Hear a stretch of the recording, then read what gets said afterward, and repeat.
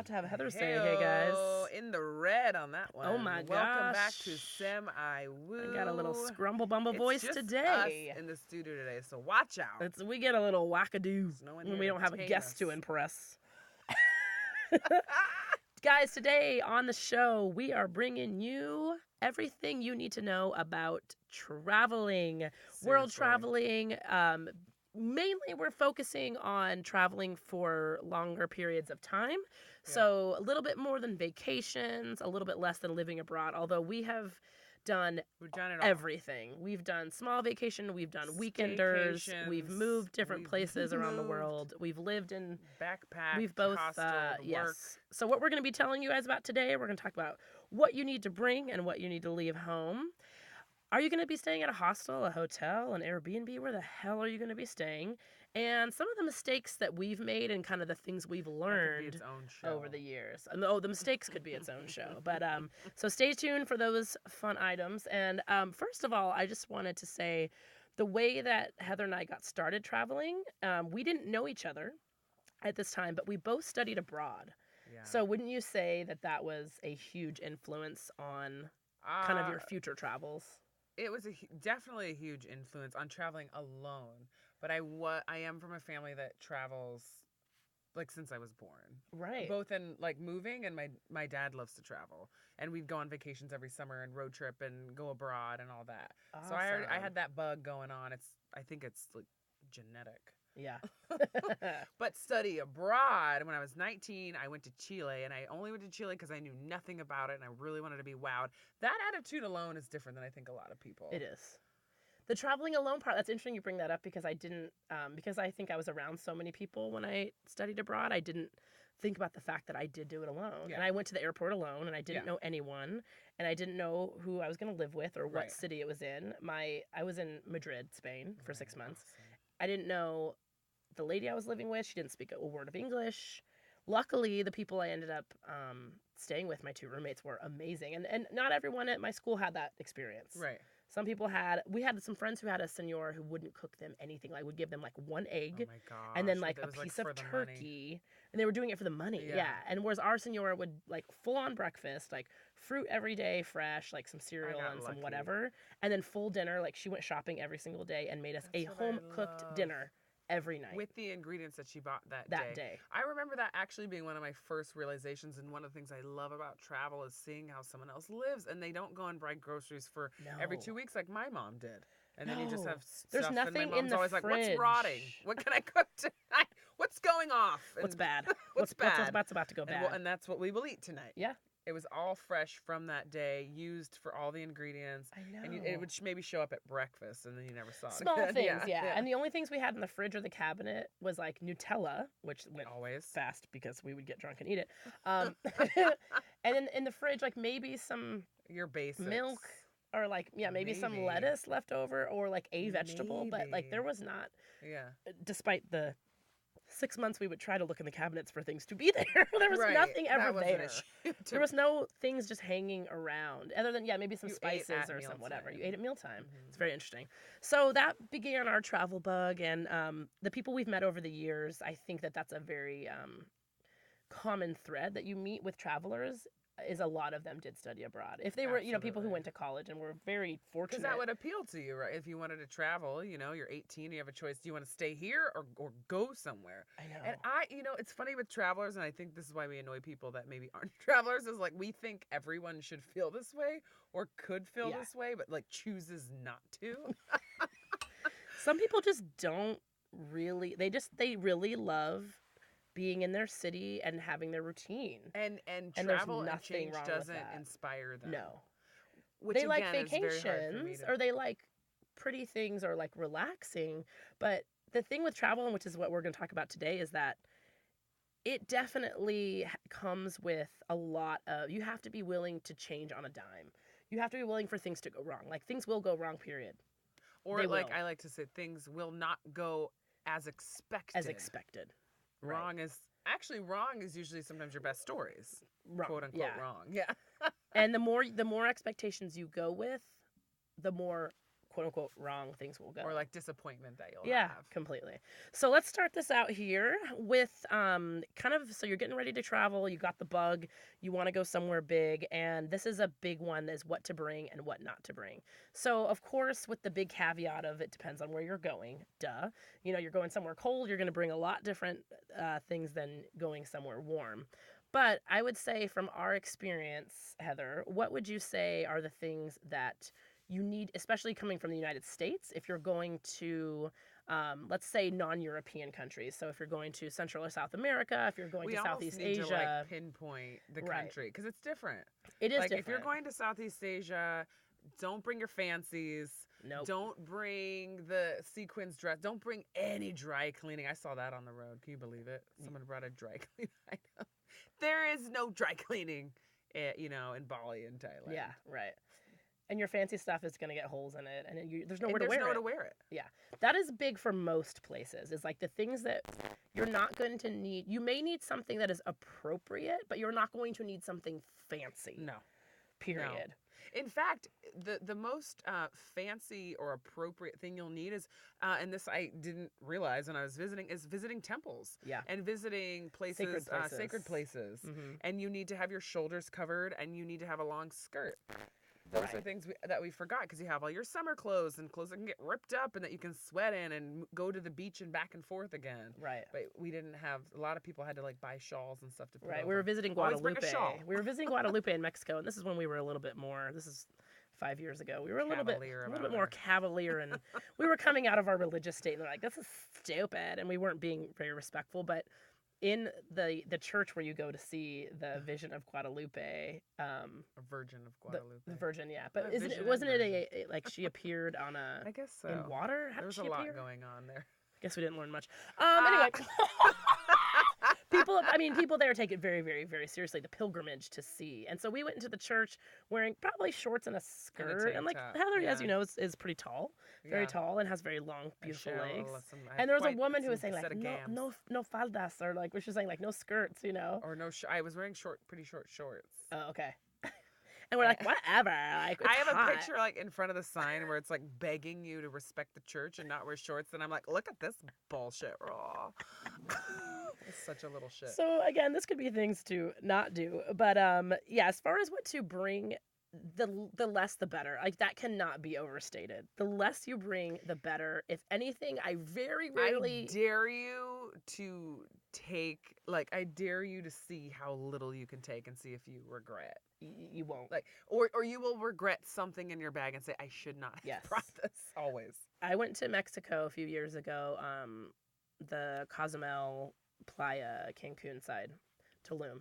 And in the first 3 places I stayed, I threw away an item of clothing at every single one, or I gave it away. Like, I found some of the housekeepers who needed it. You're like, I don't need this. Like, this is weighing me down. And not only weighing you down, but you end up, of course, buying and finding cool things along the way that are way cooler. And that's a huge point, is you will get stuff on your trip to wear and stuff like that.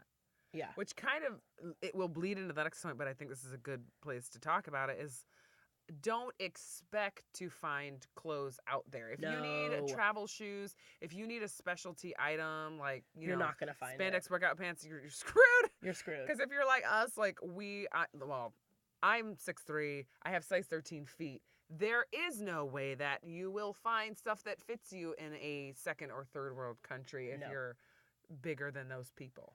Right, yeah. If you're bigger than the size, especially your bra, if you have over any sort of a, 30 to 34 A or B, honestly, if you have anything bigger than that, like, you're not gonna find a bra, and they're gonna be crazy expensive. Of size 7, I'm gonna just. You could be in the cheapest country, and like somehow there'll be like a mall and a lingerie store, and it's crazy expensive. Yes. So these are the things, like, you do need to bring. Like, if you have, like, bring awesome shoes that you're super comfortable in, and that you know that are in good shape and can carry you places. Right. And those shoes have to fit a lot of functions, which can be tough. So, like, maybe your hiking shoes is like a really cute Nike or something that you can wear on the street too, and hiking. Or you get the fancier Tevas. Amanda actually just got a great pair of Tevas.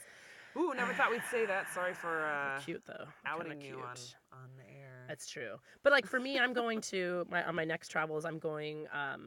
I'll actually spending quite a bit of time in Baja, Mexico, a little bit through Mexico, and then Jamaica. So most of my trip is going to be warmer weather, a lot of ocean, a lot of beach. So I was like, okay, it's important to have a beach shoe that isn't just a piece of crap flip flop that I can actually like walk in all day, climb rocks, jump off of things with, and maybe show up for beers at a bar after the hike, after said hike, and feel kind of cute and feel okay. Yeah. And again, everyone else who's traveling ain't gonna have cool shit anyway. So yeah, you can wear your Tevas and your hiking boots. No one cares. Yes. Then there is that random middle shoe where you're like, but okay, if I have to go somewhere nice or to like a nice dinner or a hotel, museum or a hotel, I have to go to like a Marriott, like because like my mom works for Marriott. Sometimes I get to stay in Marriott's.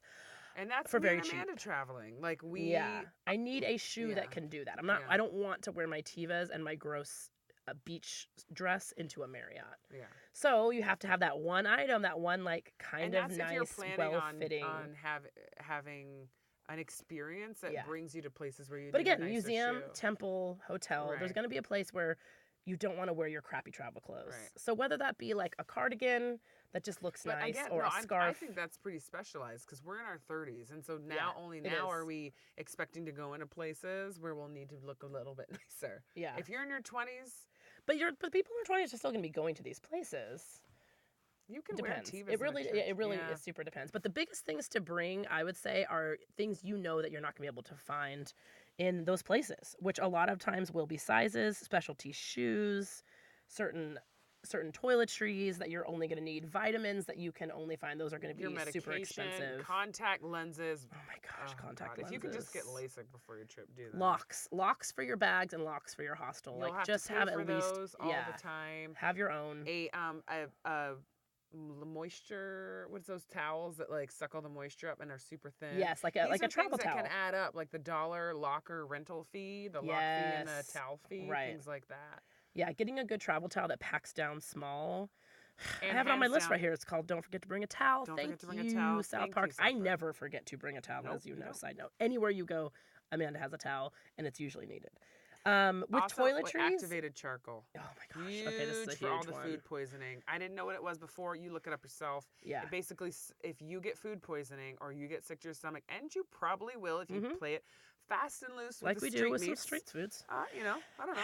I like to experience a culture. I've eaten snail and thought it was chicken. I like to experience a culture. I ate a rat. You ate a tamale that you were like, this is probably going to make me sick. Was going to make me sick. Did. Thank God I had activated charcoal. It soaked up all the sickness inside of me.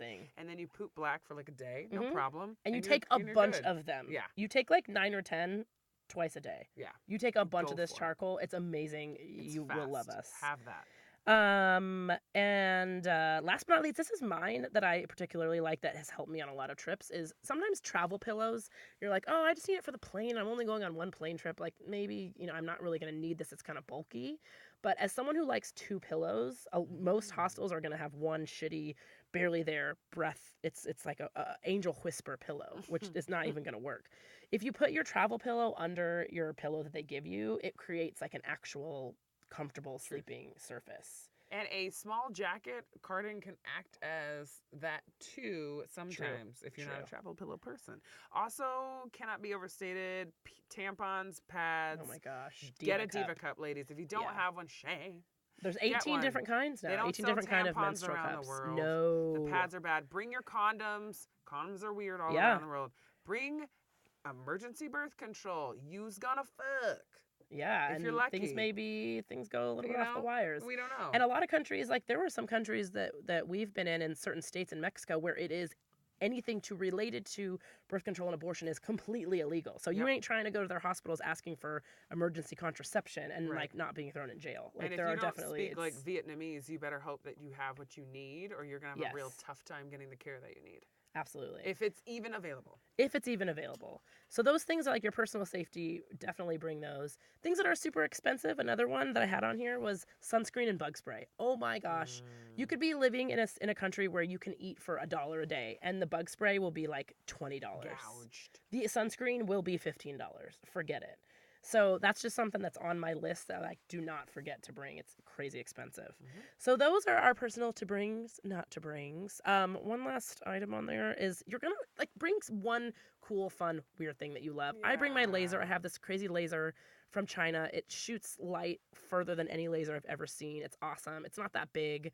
I get sad when I don't bring it, so I realize, like, this is important to me. Maybe it's not essential, but it is essential in the sense of I love sharing it with new people, and it just makes me happy. Yeah. Let's bring those I bring like little scarves so you can always like dress up in a certain way, and then jewelry mini and scarves. Speakers. Sometimes you're in the hostel, you want to get the party going. Get a tiny little mini speaker. Yeah, I have a little JBL, perfect, tiny. You can clip it onto anything outside of your backpack. You do want to get the party started, and if you're the person with the speaker, guess what? You just got the party started. Yep, you did. Yes. Next, moving on to, this is a big one, hotel versus hostel versus Airbnb versus couch surfing versus anything else you've ever heard of. Again, these are buying a tent at Walmart and sleeping on the beach. Tried to do it. Don't. Tried to do it. Doesn't work. Was too expensive. Scary. Couldn't do it. So, again, these are, because this podcast is mainly about people who are doing longer term travel. Of course, if you're going on a vacation, you stay in your hotel, you do your thing, whatever. But there's benefits to all of these, naturally. And when I go on trips, I went on a 6-week trip, the one in Mexico, the Cozumel one. I tried them all out. So I did the all-inclusive resort, found out that wasn't for me. It was a bunch of families from Wisconsin who just wanted to get wasted on blue Hawaiis and sit in the pool. Community, nightmare. Not cool. Not cool. Wasn't inspiring. They literally wanted to sit in the pool all day and get drunk. And I was like, okay. And the drinks they're giving you are shitty. The food they're giving you is shitty. Real shitty. That's good if you have kids. They can go around the hotel and run around, do whatever they want. Not for me. I'm a solo traveler. It was not for me. But I got to experience it. Hostels, they go all the way different, like dirt cheap. Wow. You're in Peru, your bed bugs crawling all over you. Mm-hmm. Dogs are about to eat roaches through the door. In the shower. Roaches everywhere. Dry toast for breakfast. The one I went to in Cusco in Peru, which was called Echo Packers, my favorite hostel of all time. Beautiful old building with the courtyard. Everybody was friends. There's a restaurant. Yep. They have their own travel agent that does all your every night in some of these places. Activities every night. Tours. Really great tours. Yeah, easy to meet people. Community. There's a kitchen where you cook together, you make your meals, or you meet together and you all go to the party together. For solo travelers, the hostel cannot be overstated. Yes. And I even stayed in one in my younger 30s. A lot of people, are in their 20s, but I had a really great time. And a lot of times I would book the single room in the hostel. So you can do the bunk beds, you can have 16 people in there. Having my own room was like awesome. If I wanted to have someone over, I could. If I needed my privacy, and I did because I'm older, I could. If I needed to get to sleep or wanted to wake up early or wanted to get in late, I had that freedom. So I had the best of both worlds. It was awesome. Whereas when I would stay in a hotel, which I would do when I wanted to pamper myself. I went to Bangkok. Yeah. I did not enjoy that city. I really wanted to pamper before I was going back out into the wilderness again, and there wasn't hotels like this. I wanted to see this more like richer side of Bangkok, and we get Marriott discounts, so that's not for everyone. Huge. But I think if you have the money to splurge, find the cool hotels, one night in the area, splurge and stay in a bath, soak up, shave your legs, do all the things you need in the middle of a long-term trip that you haven't been able to do. Taking a bath is a big one. It's a big one, and you can budget for those times where I was in Peru for about 13 days alone, and I specifically stayed at pretty cheap hostels along the way, and then I went on, I budgeted like the best tour, the 3-day tour I could do to the Sacred Valley and Machu Picchu, and I knew that I was saving money, and I was like cooking at the hostel or eating like very inexpensive meals because I wanted to go to my absolute favorite now Marriott property I've ever been to. It's the JW Marriott in Cusco. It is in an ancient convent where my room had a window that opened to an Incan wall. This place was absolutely insane. I mean, I got to stay there for $64. I mean, this place is like $400 a night. Yeah. So thanks, Mom. Again, please don't ever quit the Marriott. And check out with your friends that have hotel discounts or last-minute fares and things like that. And if you split it with some friends, it's actually pretty cheap. It can be the same as a hostel. It can be the same as a hostel. Mm-hmm. And there are purists out there that are like, oh, you're doing the Whatever. Oh, that's a huge travel tip. Whatever on what everyone else says about everything, because you're going to meet so many people out there, and this goes to like a tip that we actually have for our part 2. But here's a little preview, which is don't take advice from people you don't resonate with. Just don't take advice from them. Yeah. That was, I guess that could be, said for a lot of life, but it's really big with travel where you're at a hostel. Maybe you overhear someone saying they've been on this road for 5 months, and you're like, oh, they must know everything. Yep. Oh, they've been out here for 5 months. Oh, they've been in Southeast Asia. They've been in Bali for 5 months. Oh, they must know. Then you get to realize later, like, I didn't really like what that person was about. I didn't like what they were talking about. They seem kind of like douchey maybe or and lame. Like, oh wait, I don't like, white wine tours. Why would I? Okay, and I don't like, petting tigers. Like, why would I listen to them about this tour that they didn't like when they don't like anything that I like? Yeah, that's a really important one. And going with there's like two sides of this, but going with the tour that like everybody does, everyone does this one, and not looking for maybe a cooking school that doesn't have as many people talking about it, or looking for a tour that maybe isn't as popular. But also don't discount the big tours, because some of them are popular because they're awesome. Yeah. And I would go both ways sometimes, like, oh no, this one, it's too shiny and glossy, and the brochure is too nice, and it's too automated, and they were incredible, and that's why they were popular. Right. Though that's interesting.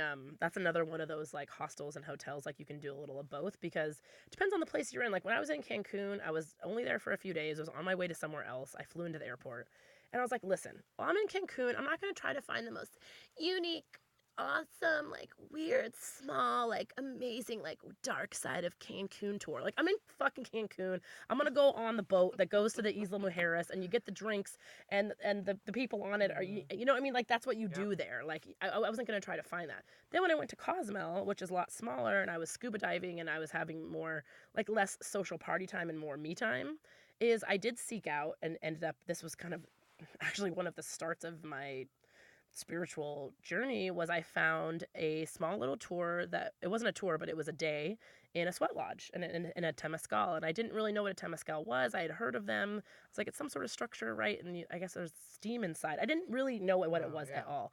And it was way out in the country, like off this dirt road. There was only 6 other people there.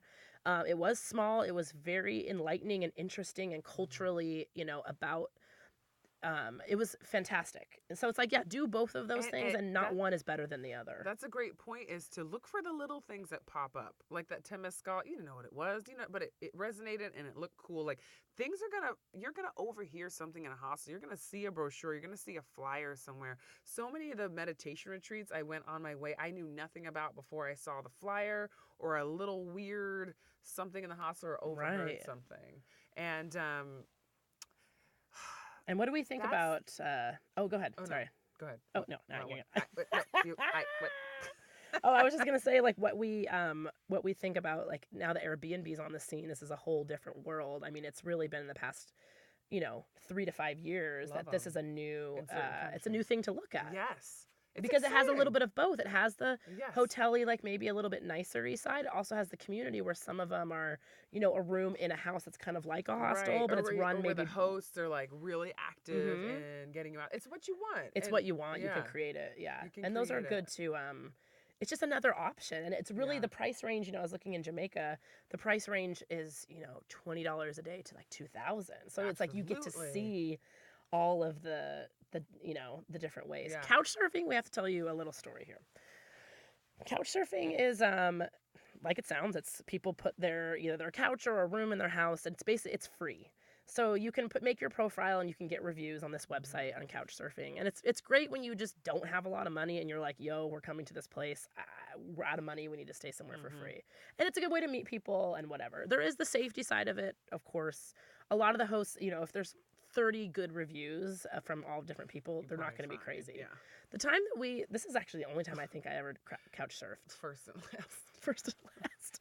Was in Palenque, right? No, Pátzcuaro. We were going to Pátzcuaro, which is the epicenter of Dia de los Muertos, which is where the people, Day of the Dead, where the people in Mexico go and spend time at the grave sites of their loved ones and their ancestors and party with them. Yeah. Actually, they're totally It's a huge celebration all over Mexico, but this is the heart. Right. So we couldn't even there was no way. All the hotels are sold out. They're $1,000. Everything's sold out. Everyone's trying to get here. Every plot of ground has a 10 on it. Yeah, everything. So we found this guy on couch surfing. Adorable. Oh my gosh, he was so cute. He was. And I don't remember exactly this was about 5 years ago. I don't remember what the ad said, but it was some sort of thing like, I have this house. He had just bought it, and there was no furniture, and he hasn't moved into it, but he's like, you guys can come. We talked to him. We met him in town. Yeah, we met him in town. He seemed totally legit and nice. Great vibes. We're like, he was, yeah. But there's no furniture and whatever. So we're like, whatever, bro. Cool. Come on.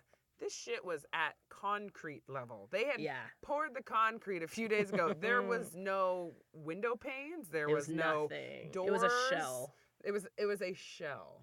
But it did have running water and a bathroom. It had a toilet. It did. Because that's where I know about, like, where I left stuff. But so we get there and there's like all these other people. There's like all these super hippied out, kind of on the hippie trail people, probably like 11 other people. And at that time, this was kind of early in my travels, and I probably had like a little bit too fancy shit, like a little bit of a fancy dress. I had like I love makeup, so I had my full makeup bag with me. Stuff. And so these, hippies with their like super whatever were kind of like, oh, these girls. He also showed us that down the road from where he was this giant gated complex with all of these big black SUVs out in front. And we're like, what is that? And he's just like, oh, it's like some drug lords. We were like, all right. It was down the street for some drug lords. So that was interesting. And, whatever. We're always kept so safe. So we partied with the hippies one night. We had fun with them. I came home and I had left my makeup bag in the bathroom.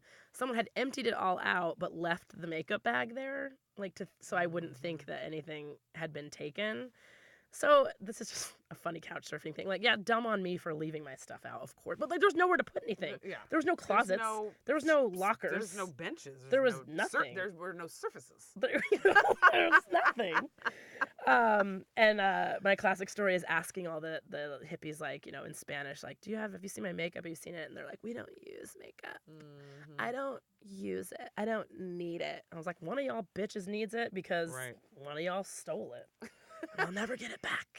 And have fun selling all that awesome MAC makeup on the streets of Pátzcuaro. There's a real decked out little Mexican girl or guy running around town now with all the MAC colors. I hope it went to a drag queen. I hope you're raging it out there. Young drag queen. So yeah, the bottom line on that is actually try a bunch of them out. Don't think this is like to not limit yourself. Don't think that hostels are going to be the best or hotels are the only way.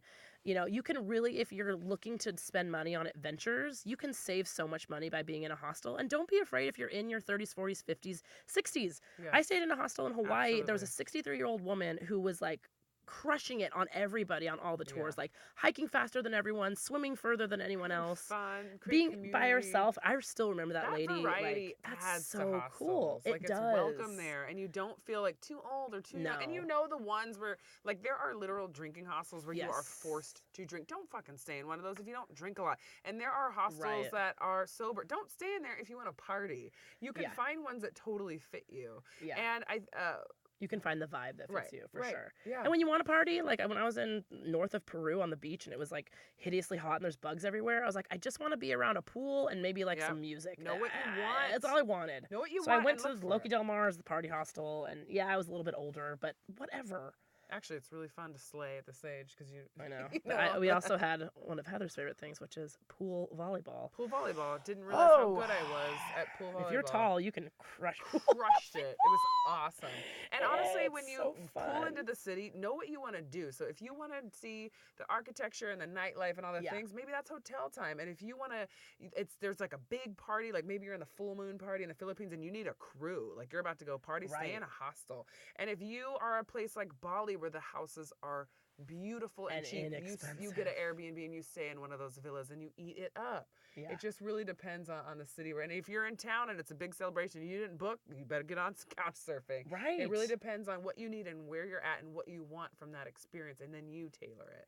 Yeah, and just don't be afraid in hostels. Like, the best thing about traveling alone, I will say this, and we can kind of close this part one up with just some of our, like, just things we love about travel. But, when you travel alone, and I encourage everyone at some point in your life, you could be 85, you could be 19, it doesn't matter, but travel alone because you are going to learn so much about yourself and just about what you like and what you don't like. All of these things that you've just heard is Heather and I's personal opinion, and we even differ in our own opinion about what travel creates in you and what it shows you who you are. Yes. It shows you what comfort level you're at with everything, with bugs, with different people, with being alone, with how much to party. Yeah. Sleeping or not sleeping. Like, yeah, sleeping how or to not. travel. Some people bus, some people only nature, only cities. Bikes. What do you like? What do you like? And you don't have anyone else to ask. You have to figure it out. You have to make a move. You have to make a decision. Yeah. And you get to do whatever you want. You get to do whatever you want every day. And it's so magical to figure that. And it changes over time. Yes. I used to think, when I lived in New York 2 years ago. It's hard to figure out these days. I thought that I was a city girl. I was like, I love the city and the energy and the doing things every night and the music. Blah, blah, blah, blah. And right then I had this change in my life where all of a sudden I became way more into nature. And now I feel like all I want to do is like sit quietly and hike a mountain and look at the ocean. Mm-hmm. And that was probably different than I was back in the day where I wanted to be in a city where the best hostel where all the people are and meet every person and, go to Mexico City and be all up in the business of every museum and, like, check off all the boxes. Back and forth in your trip. Sometimes when you're in the same town, you do something and you're like, now I want to do this. History. I was like, I don't want to do museums and history and all that. And then I land on a museum or something awesome and it would totally resonate with me. Yeah. But I would make the decision when I got there. Yeah. And ask people, ask around. And as you travel too, how much changes? Like we went to Teotihuacan outside of Mexico City, not even knowing what we were doing or how we got there or what it was about. And this place has called us back in dreams and in ceremony and in spirit so many times, this ancient site that is just go with your pure heart. Magic. Yeah. And I'm going back there now in the next, 2 months as a different person, going back to this site and just getting to experiencing it as a different person. It's magical. I mean, I can't say enough about it. So, guys. That's some of our travel gems. That's part free one. Of charge. Free one. In part 2, we are going to have for you guys big other advice about travel. Big one is who to travel with. So if you say you want to go with somebody, there's big things you need to look out for. Yes. How we do this, where can you work as you're traveling? How can you work online? How can you work as you're traveling? Just some kind of advice on like how we've done it. Do you travel and then work again? Like these are big questions budgeting budgeting, like that, all of that good stuff. Out, but we got some completely. Ideas we got some ideas for you. Mm-hmm. And some more cool stories for you on the Semi-Woo. Love, guys.